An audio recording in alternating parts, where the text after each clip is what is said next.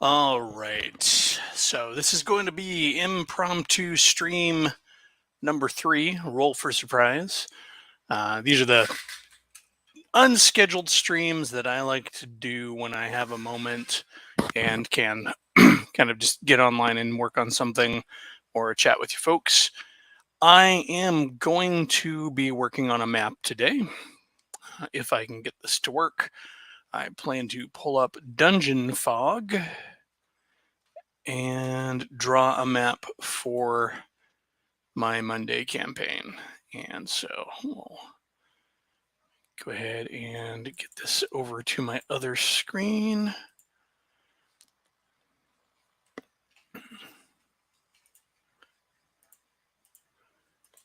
And there you can see it. Cool, cool. Let me make it bigger for you folks. All right.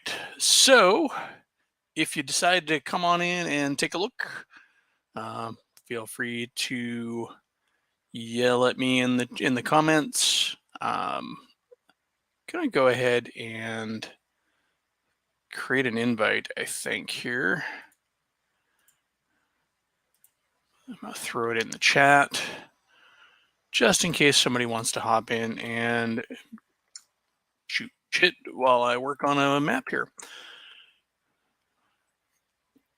So the map I am working on is for my Monday night 5th edition game.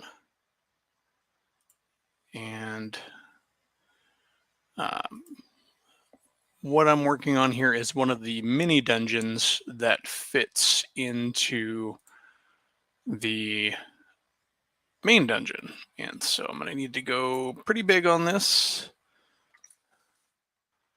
Start with 50 by 50.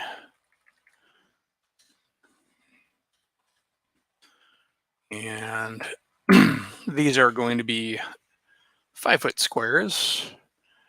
Although I draw my maps on paper at a 10-foot scale, this is going to be 5 foot. So we're going to zoom out here so I can see the big square. And I've got my notes to the left of me. And so I'll be using that as a way to reference my mapping here as we go along.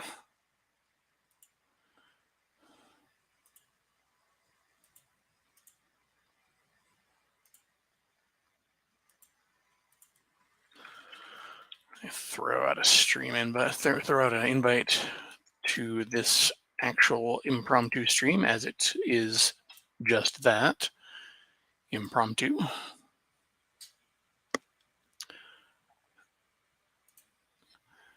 So I hope everybody's been having a good day. I know nobody's in right now, but just in case you're watching and running silent.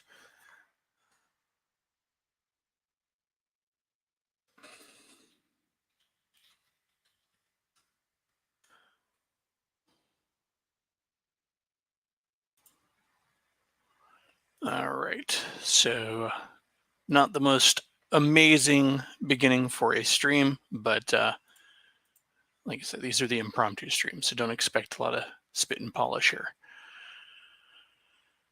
Let's see, where else can I throw out this invite? And then I'll start chunking away at this dungeon here. Just give me a moment.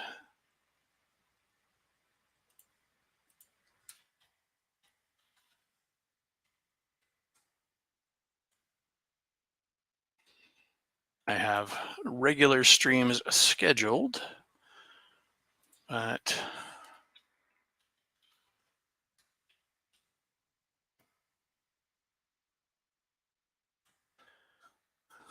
this is not one of them. All right, so we got that all out of the way. Cool, cool. Looks like we have one person watching. If whoever you are, go ahead and say hello. All right, so where are we going to start? Well, I'm going to go ahead and start with the entrance here, and this is a cave. So I'm going to go up here in Dungeon Fog, grab the cave brush, and go ahead and save it, set it to about a 10-foot area. And so the style, I want to choose here I want the colorable. No, I need rocky. Rocky. And so my ground color, don't like that one so much. It's gonna go with something a little lighter, or actually a little more gray. There we go. And then my wall color, I like to set my wall color a little darker than that, just so we get some contrast. There we go. All right, so on my map, I've got a cave entrance that comes in and curls around. And so that's is the cave tool. Now, because I like to have an open end here, we're going to blast this open. That kind of shows us that we have an open end to the cave there. And again, each square is 5 feet, so we have roughly a 10-foot wide cave. All right, so at this point, we've got a chamber that's about 50 feet at the max in north-south, and then about 60, 65 east-west. So it kind of comes down like this. We'll go with that, and then it goes up.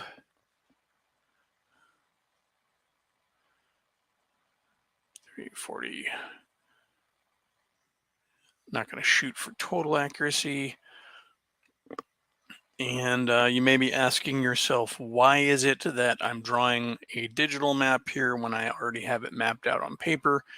And that's because I am playing online with this campaign group, and sometimes having a battle map is useful. All right, and then we have another 10-foot squiggly diddly. My tool got big there. That's what she said. Let's see. So I'm gonna go up here, and then we'll fill out this room here, this little small room. Now this is going to be a very hot, humid dungeon. This particular sub-dungeon is a side entrance into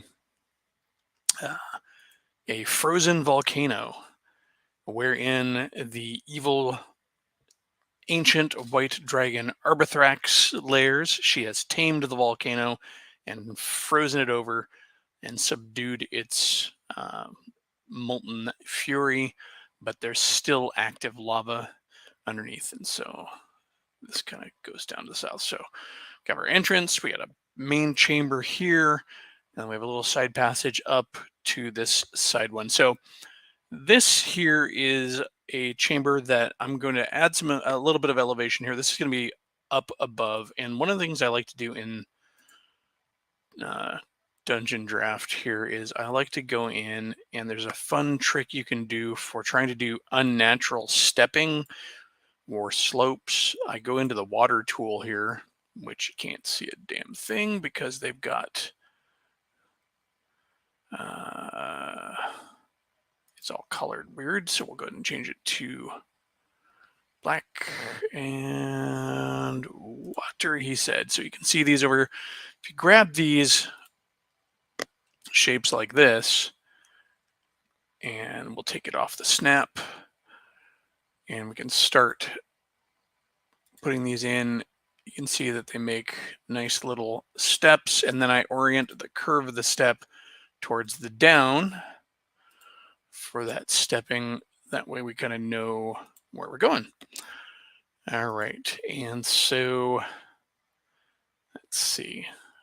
And then at the top here, I had a bit of a natural palisade. So let me take a look here. I'm gonna go to the cage. No. Corpse. No.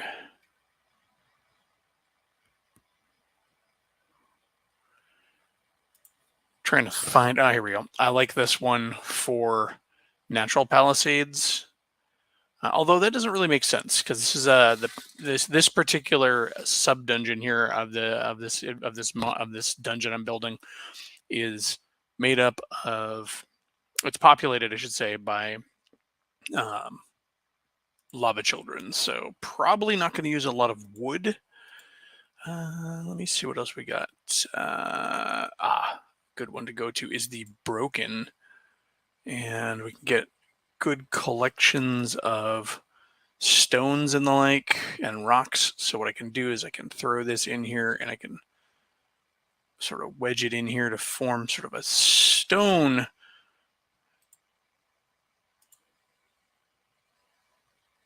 portcullis, and we'll remove that top stair. That way you can see it. Now I do not like this, and I'm not sure I can color it. Let's see, can I? No, I cannot. Bummer. All right, so it's a little on the light side. So what I mean, well, actually, how well does it show up when I zoom in? Oh, it's there. Okay, cool. All right, so there we go with our prisoners holding.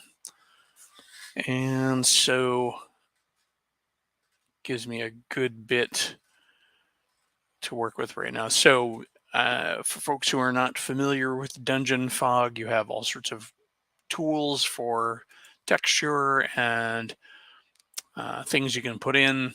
In fact, I think right now I might use the material brush. No, this is too high up. There's going to be a deeper area where I'm going to put some lava pits. So back to our cave tool. And kind of going back to the map real quick, just to refer to that. And so our cave kind of swings around real quick, and then it goes to a larger cave again. Now this one is sort of it goes really big at the end, and we'll sort of just fill this in to make a nice, decent size cave. And then it kind of goes sort of liver-shaped or kidney-shaped. Yeah, kidney-shaped, not liver-shaped. And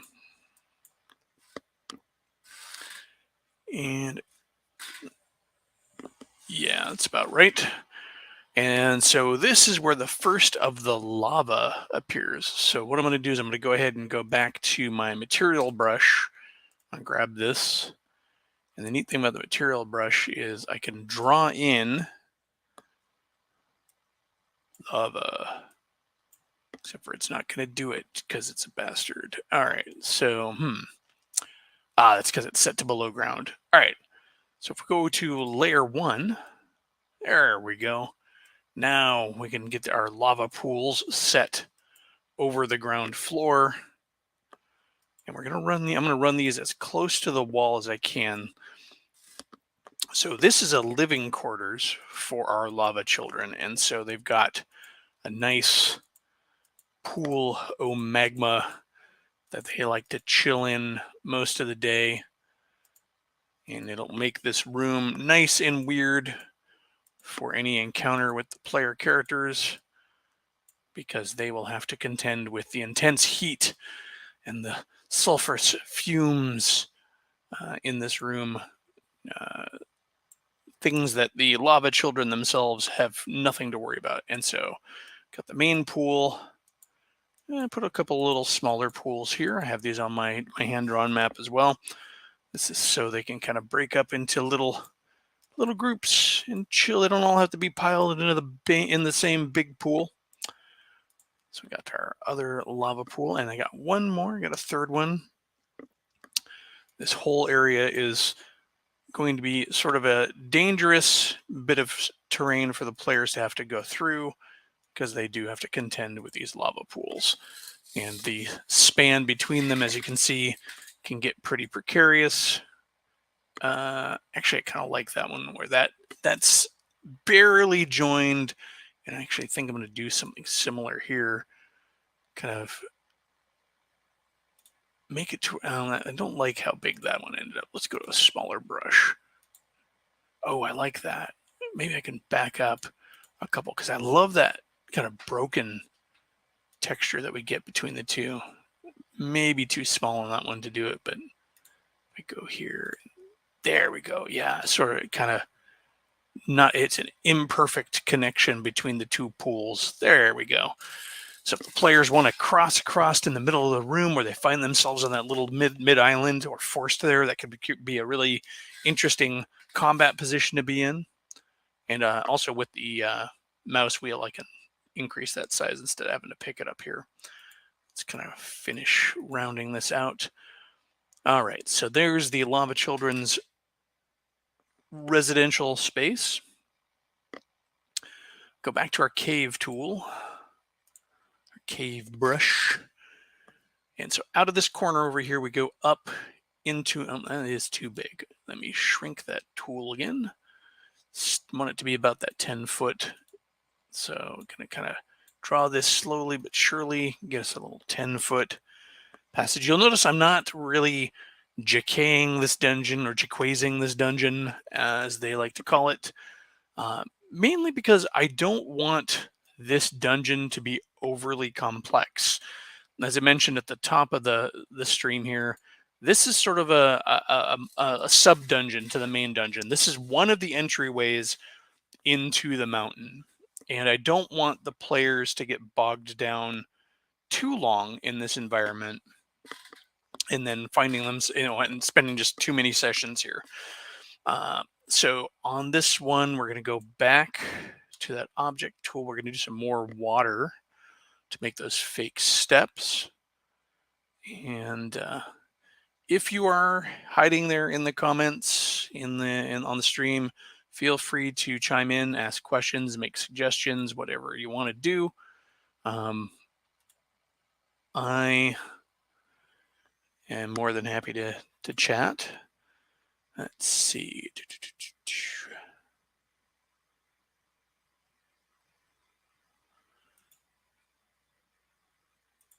All right, and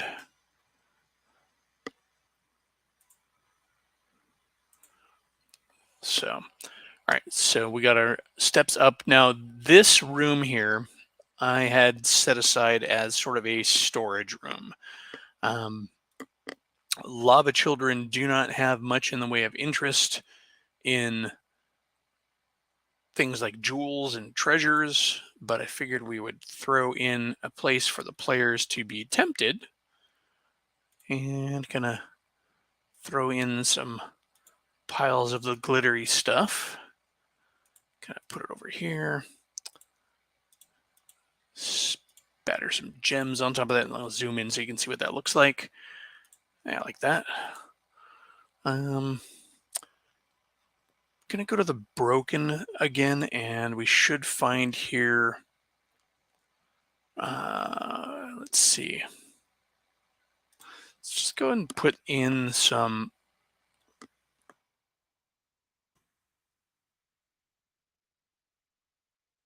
smaller debris, just to kind of make this place look a little haphazard, and like the Lava Children don't really get it. They're described as being sort of alien and obscure, and you kind of get the impression that they just don't really get what other creatures are doing. Let's see. Oh yeah, let's go ahead and put some of this in here because we're in a fire area, and this is lava. What we can do is we can kind of put in some extra graphics here to sort of enhance the lavaness of the room. I'm not going to go overboard. I could use some of these to make some bubbling patches in this larger pool. And then we can move some of the smoke to kind of correspond with that. Let's get this guy over here and bump it up to layer 2 so it overlaps. There we go.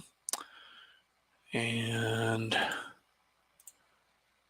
back to our smoke effects. So we'll go. I just want to toss in some details. If I'm going to bother making a battle map, what I like to try to do is make sure that it offers something to my players in the way of storytelling, and kind of enhances the experience when they're fighting there. I mean, we don't want them overwhelmed by detail, and certainly I am guilty of that. I just love doing maps. But anything that makes the scene come alive, I think is ultimately a win. Your players are going to appreciate it, and it will help to inform any of their tactical moves that they make. Hey, Derek. Welcome, welcome. This is Dungeon Fog. This is a great program. You can watch us later. It'll actually go into my lives, um, my live section of the channel later. This is Dungeon Fog. It is super easy. Um, no, this is not Dungeon Fog. Excuse me. This is Dungeon Draft. Dungeon Draft. I keep confusing the two. That's what happens when you have two products. This is Dungeon Draft. Dungeon Draft, I find, is really super easy. It's made by the folks who brought you World Draft, or Wonder Draft, excuse me. I'm all over the place with the wrong names. And Wonder Draft is super easy to do for world maps, and Dungeon Draft is super easy to do for dungeons. I find this really useful. I like sort of the cartoon style of it. I feel like it helps um, provide a clear but still colorful and entertaining map. All right, so back to my cave brush. So off of this section here, we got another cave that kind of comes down here and then curls off. We'll get to that later.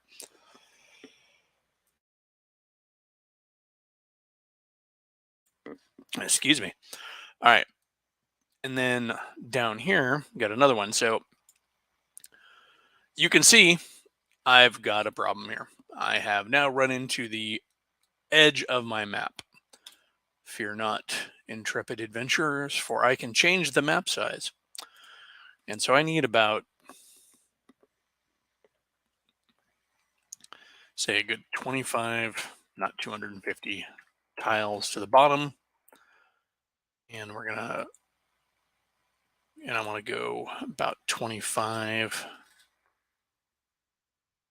to the right. And as you can see, it has now increased the size of my map.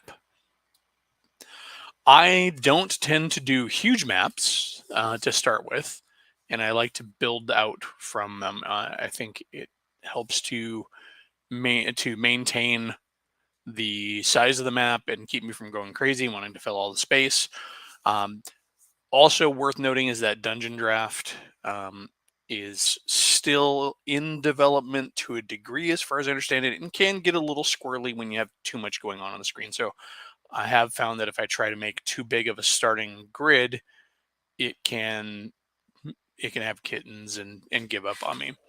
All right. So what are we doing with these new chambers? Well, down here, this one is going to sort of widen. It's going to wind around, and my tool keeps going small here. And then it opens up into another large chamber. Now this chamber is the brooding chamber for the lava children. For the lava children, while they are humanoid, do reproduce through the laying of eggs. It's a rare thing, and so they nurture them and they tuck them away in safe little spots, and then they put them in little pools of lava. And so I envisioned this brooding chamber having several little nooks into which there are lava pools. So let me go back to my material brush, and we're still on level 1, or layer 1, so we can do these on top of the floor. And so I'm going to try to fill as much of the nook here as I can. There we go. And because you'll notice, because this is on level 1, Saxus, you're not wrong. He is one of my spirit animals.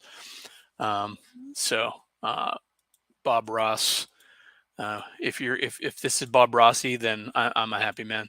All right, so we're gonna go ahead and put in another little egg chamber. Now you got me thinking about it, so I'm gonna start doing it. But what I was trying to say is that because we're on layer one here, layer one is still below the walls. So you'll notice, for the most part, if I lay down the lava graphic below, uh, and don't overlap outside of the wall texture there, it won't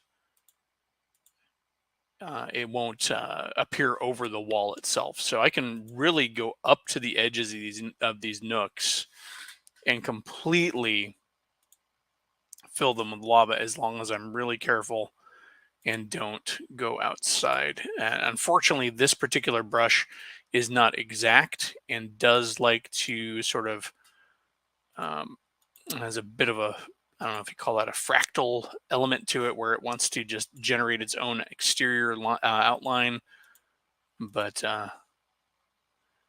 can take some doing sometimes. But you get used to it. And because I mentioned it, um, this program versus, say, Dungeon Fog. Um, Dungeon Fog is my go-to for any structure I have to map. I do not like, well, not any structure, but but more complex structures. I find it really good for modern and science fiction maps. I've drawn tons of deck plans for Star Frontiers. I've drawn modern buildings for Call of Cthulhu. I have done some outside stuff in Dungeon Fog, but I found that this works. That Dungeon Draft works really well for dungeons, local exteriors. Um, you can do buildings in it, um, but I don't know, for some reason, Dungeon Fog works better for me there. So on this one, I'm not going to make these bubbly pits, because these are sort of, the egg pits, and I don't want them to look like they're as, you know, overactive and roiling around. And if we our, uh, go to, what do we got here? There is a thing for eggs. I'm trying to remember what it is. There's a way to do eggs, and I can't remember. So magic? No. Is it under creature? Yes, there it is. And these eggs are colorable. So I'm going to go in and I'm going to make the eggs sort of a reddish brown, so they stand out a bit. Let me make these bigger because they look way too small. Although, I mean, we're looking at 5-foot squares, so they can't be too huge. I mean, these are lava children that come out of them. So I'm just going to go ahead and put like a cluster of eggs in the middle of each pool, and maybe we'll make these a little bigger.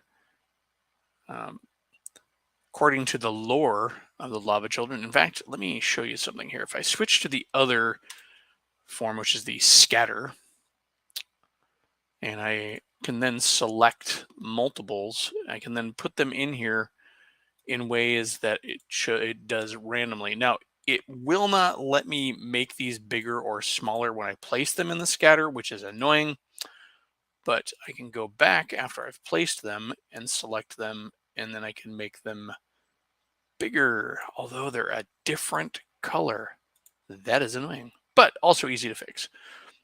And so we can kind of go back and we can pick each one of these, get them to be bigger. Not that big. In the lore of the lava children, it talks about how They hatch from their eggs. Why did that not change? Oh, that's right, because this system is stupid. Gotta duck out of that.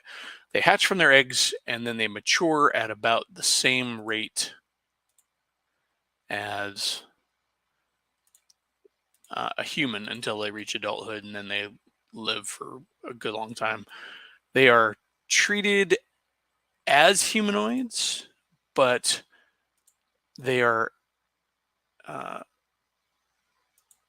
they are humanoids from the elemental planes, and so or actually they're sort of para-elemental.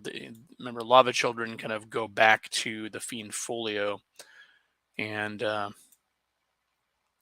in there they're para-elemental, and they're the byproduct. Now here's where it can get tricky. Sometimes it's really hard to get the move crosshair to come in there. So sometimes what I like to do is just grab it, and then you sometimes just have to get just right to have it pop up. Anyways, what we're looking for is just clusters of eggs. But anyways, yeah, they're para-elemental. They are a byproduct of a crossing between the elemental plane of fire and the elemental plane of earth. Makes them interesting. They have a really cool combat ability in which now in old versions of D&D in your OSR scene, they were pretty much immune to any metal, and their attacks went right through metal armor. Um, Old D&D, they would basically ignore any armor components for armor class, and metal attacks made against them, even magical. It does not specify magical. It just says any metal attack against them passes through them as if that it wasn't even there. The the text says that to the lava children, metal doesn't even exist. Like they don't even register. It just passes right through. In fifth edition, that means that they are immune to all blunt, piercing, and crushing attacks from metal weapons, and they get advantage on attacks uh, versus opponents wearing metal armor. So, pretty cool stuff. All right, so here we have our lava eggs in the room. I do want to add just a little bit of something. Let's go back to the fire and get some of that smoke here, because what I'd like to do is just sort of, while they're not going to be roiling, I want to kind of put in just some hints that the air contains some fumes. That way it's just not a normal place. Oh yeah, can I make these light? I cannot. So, all right. I'm going to show you a trick here. I'm probably not going to use it, but because I don't necessarily want to go too overboard. But because we are talking lava pools here, we can make these lava pools light up and cast illumination. So we can actually show where we can make them look more alive. And I do kind of like that. So you see that it's translucent and it creates a radius off of the pool and then makes those colors and those pools a little bit more vibrant. Going to save, because we always want to do that. Caves of the lava children. Just love going through back to the fiend folio, because it's so full of weirdness, and the the monsters you get out of it are so unsung and to a great degree in D&D. I mean, over time they've made it, and some of them have shown that how classic they are by continuing to appear all the way up into fifth edition books. Um, So we're going to go back to the cave tool, and we're going to need I'm going to max out my cave brush, which it already is, because what we've got here is the central lava tube. Now, according to my map here, well, it's not the central lava tube. It's one of several vertical lava tubes that goes up through the mountain. And so I'm just going to kind of max this out here. Color like a kid with a crayon, but we're drawing caves instead of just gray crayon. And as soon as I'm done all of those, you'll see all of those stray bits of rock just kind of disappear as we map over them. Kind of want to round this out, give this a nice consistent outline because it is a tube, not the lava cube or the lava square or the lava hexagonal. Is the lava tube. Doesn't need to be perfect. All right. So what I'm going to do here next is I'm going to do something that's a little fiddly in here. I want to give a sense of perspective. So I'm going to go back to my material brush.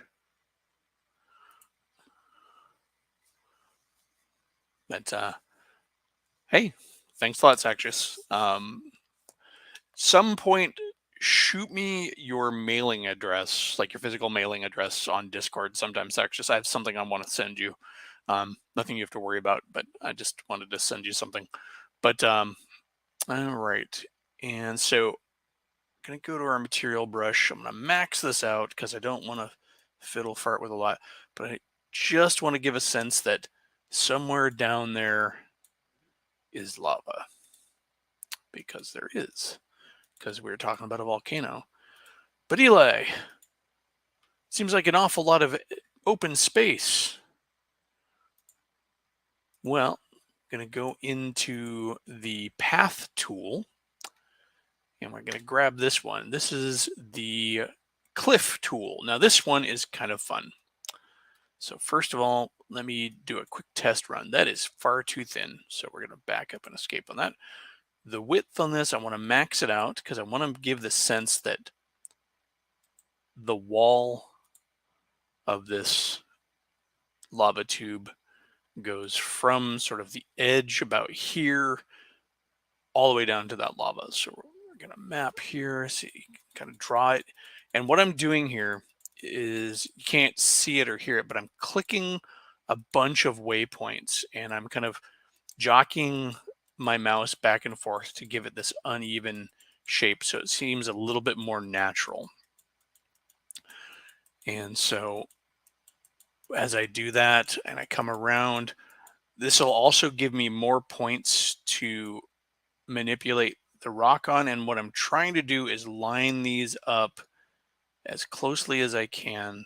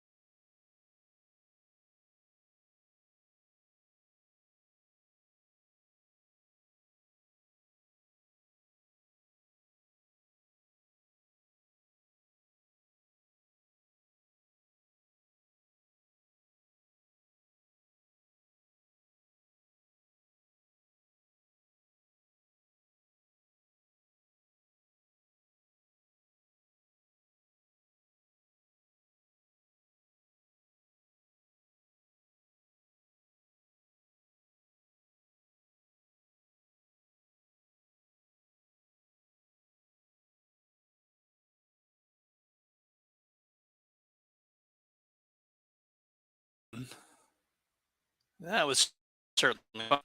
Uh, Dungeon Fog eats up a lot of memory, and it ate my computer.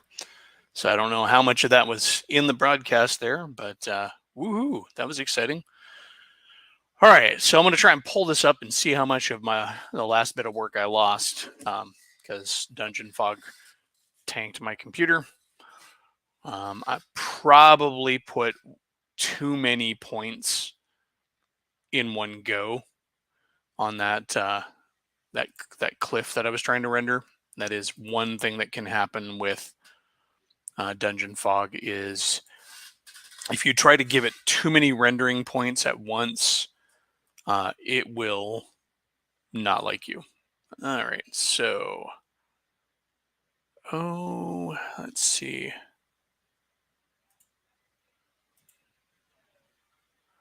We want caves of the lava children.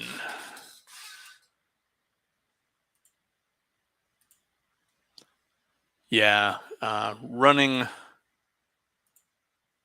Dungeon Fog and StreamYards at the same time, maybe more than my poor machine can handle. But I am back and I shall attempt to continue. I shall endeavor to continue. Are my light points still here? Does not look like they are. Well, some of them maybe. Where's my light tool? It is not showing. Yep, there they are. Cool. So if you go into the select tool and you have light elements on the board, it will show you little light sources. And the cool thing is you can click on those and then you can modify, like, are they a soft glow, what kind of gradient they are, what color the glow is, what its intensity is. So you can actually move the source of light. Like if I wanted to move this, I can make it bigger, which doesn't really do a lot. But I could also move it over here, but I'm going to keep it in the middle here. All right. Anyways, so let us save again. Back to the cave brush because we still have a cave to draw. All right. So let's max that out. And going to go with a big old lava tube again. We're going to save more frequently here. We're not going to be dumb and forget to save. Save frequently. That is something I am bad at. I get into the groove, especially on these mapping programs, and then I am just in it. And next thing you know, I've created something super complex and incredibly interesting, and then I didn't save it, and then Dungeon Fog crashes. And I am sad. The nice thing is, and you're probably noticing that right now, is on these second passes, often run into a situation where we come out with a better result. Sort of having done the motions to make this tube, you can see it's a much more round section here. All right, so can I go ahead and save, which we have done. Save. You'll see this export button up here. This is really cool. You can export these maps into PNG and PDF formats. So you can then use them on virtual tabletops, which is what I do. Let's see. So, all right. So, cave brush, we're done. I need my material brush because we're going to go in and do that lava again. Oh, we're below ground again because it reset all my settings. We want it on layer one. No, I don't want the acid. No. No green slime. Lava. And I totally spaced what I was doing. All right, we want a small little bloop of lava because we want it to appear like it's way down there. All right, so going to go back to my path tool. Select our cliff. We're going to max that sucker out, and then I'm going to go. I want the lip around this to be really small and precarious. And if you're like, Eli, it doesn't go all the way to the bottom, I'm going to show you what I do.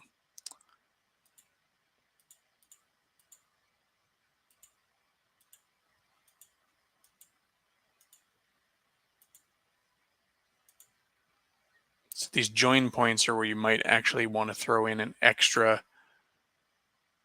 reference point, because then when you finish it up, it's going to jump in, and you see how it's kind of weird and jagged like that. So I can come back in here and actually maybe go back to my path tool and see where it says edit points. All right, so before I do this, let me save this so I don't lose the whole damn thing. All right, so we got points here. If I edit this point, you'll see it's kind of snaking around. All right, so I'm going to try and create sort of a curved balcony that kind of, there's a starting point where the players can kind of look out. And then I've got this join here is super ugly, but I can create another point. See how that works? I can create that other point, and I can create one here. And we can kind of bend it around.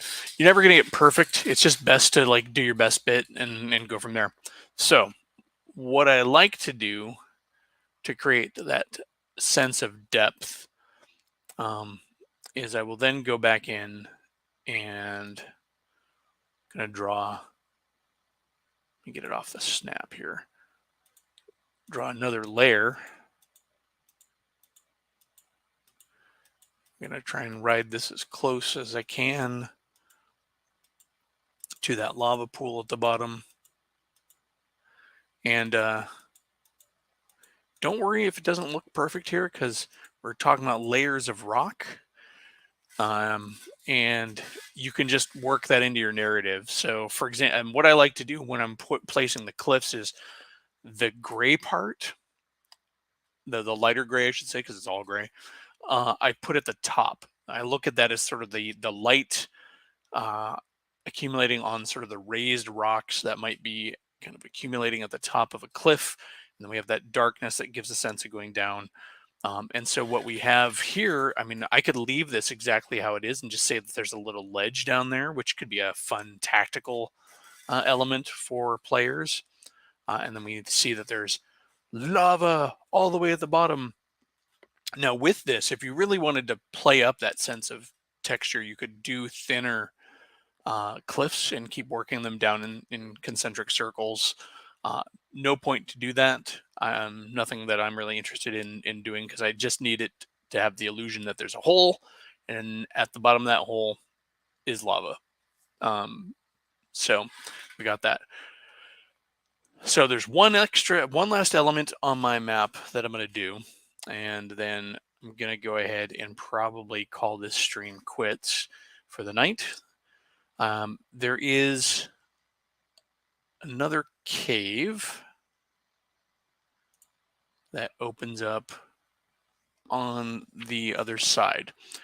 And this cave is relatively straight and pretty wide, because what this is this is a secondary lava tube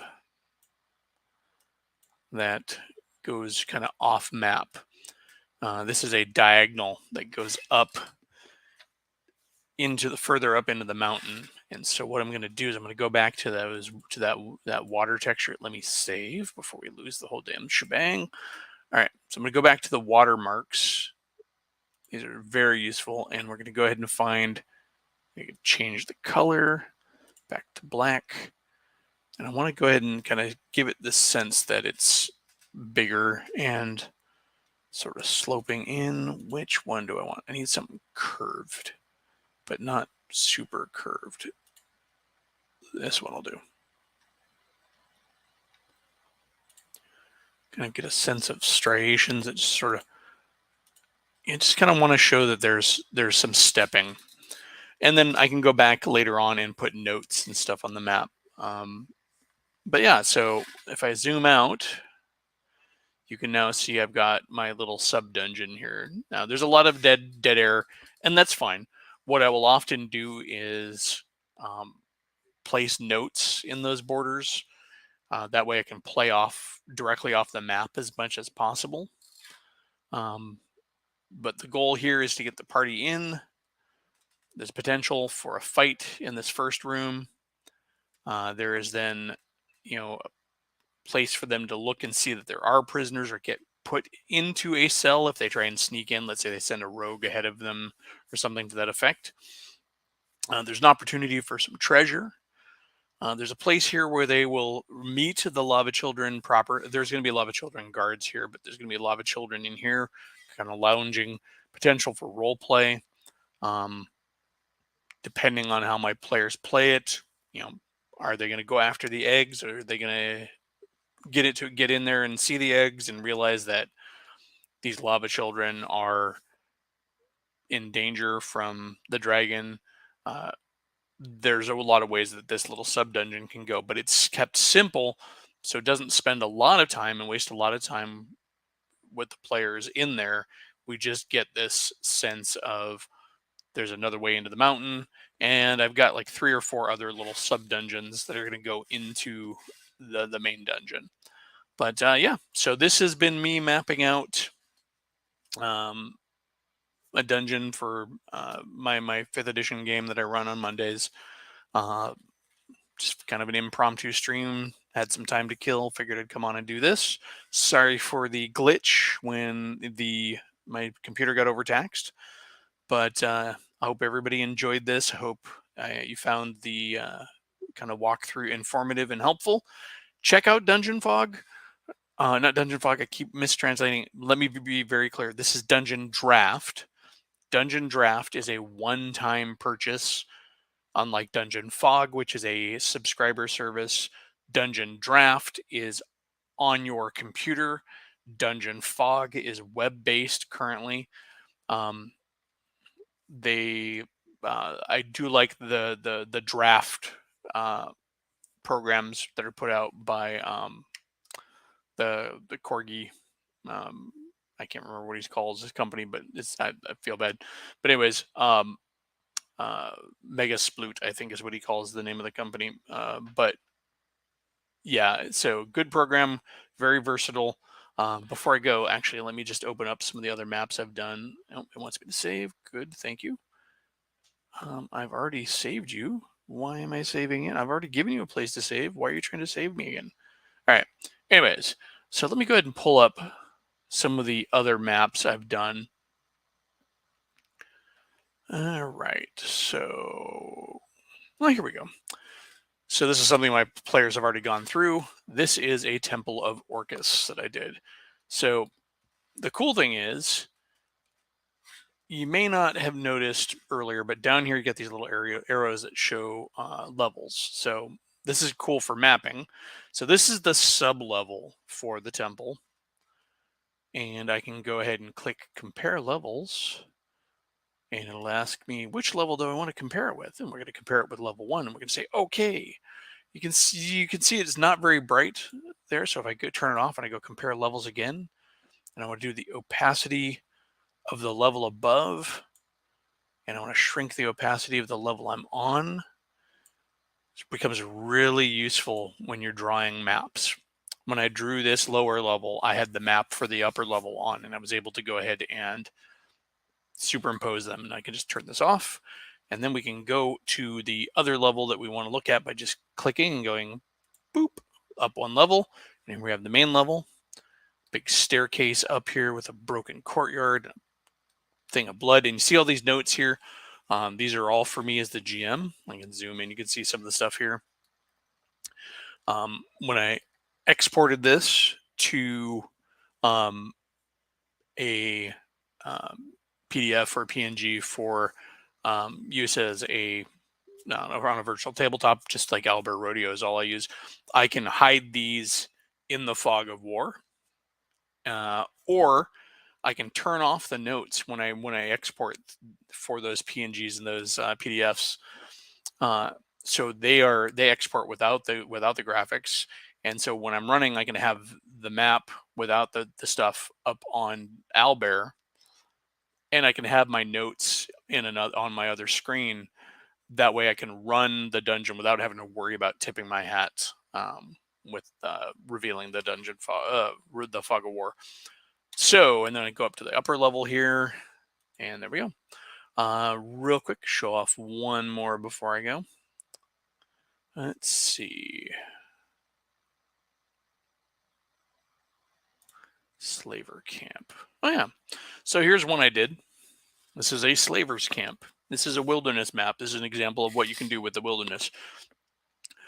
If I zoom in super close to the map, you'll see that we have warbling water effects. Now, there is a way somehow for you to export this to where this water effect will be animated for VTTs. I'm not that guy and that good, but we've got a raft here with a cage on it, and this is looking really wonky. I don't know why that went that way. That looks like a raft that broke, but whatever.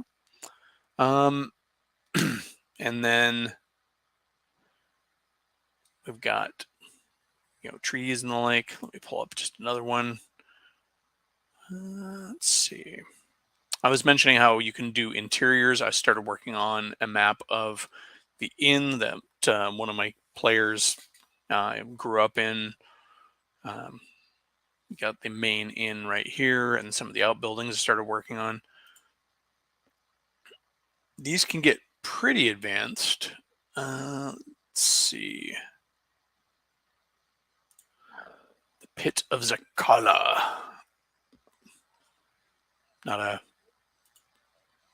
This one is pretty cool.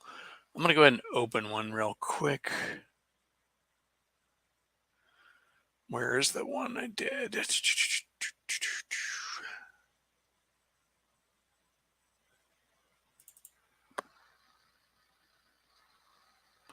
Yes. The Dead Tower. So this is a map that I haven't run yet. And I'm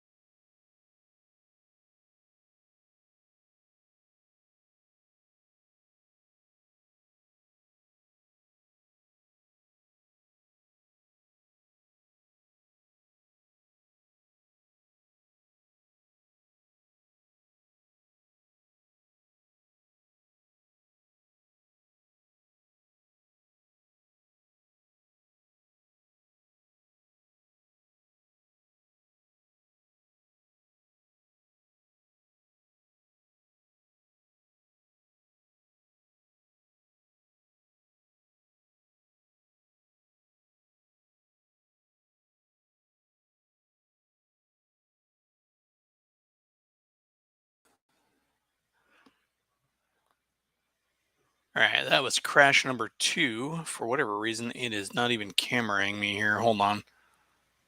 Let me check some. There I am. All right. Yeah, that was crash number 2. So clearly, trying to stream and run dungeon draft for too long doesn't like to work. So, Echo, thanks for coming by. You caught me right as I was about to close up the stream. I was just showing off a couple other things. You may want to check the stream out in the replay. But everybody have a good night. And this is another impromptu stream. Calling these roll for surprise because I just do them whenever I feel like it. Have a good one, everybody. Take care. And hey, I'm streaming tomorrow morning. I actually have a topic and everything. So the regular stream is tomorrow morning, 10 a.m. So if you want to be there and interact, let's see, what am I doing tomorrow? Such a dork. I can't even remember what I'm doing tomorrow. All right. So tomorrow I am doing. Wait. Let's see. Tomorrow, we're going to be talking about, yes, why I stopped buying new games, mostly. It's just going to be sort of an open chat about, sort of the why and the how of buying new stuff, and when to say it's too much, and when to maybe possibly consider whether or not you actually need that new shiny. But on that note, I'm gonna go. I do have actually next week's, or the Sunday after tomorrow's stream planned, and that's going to be talking about my experiences and kind of my input, my ideas and thoughts on starting your own miniatures range. I've done it, and I have some stuff to say about it. I'm not an expert, but you know, figured it might be worth talking about. Anyways, I'm gonna wrap this up. Have a good night, folks, and get out and game.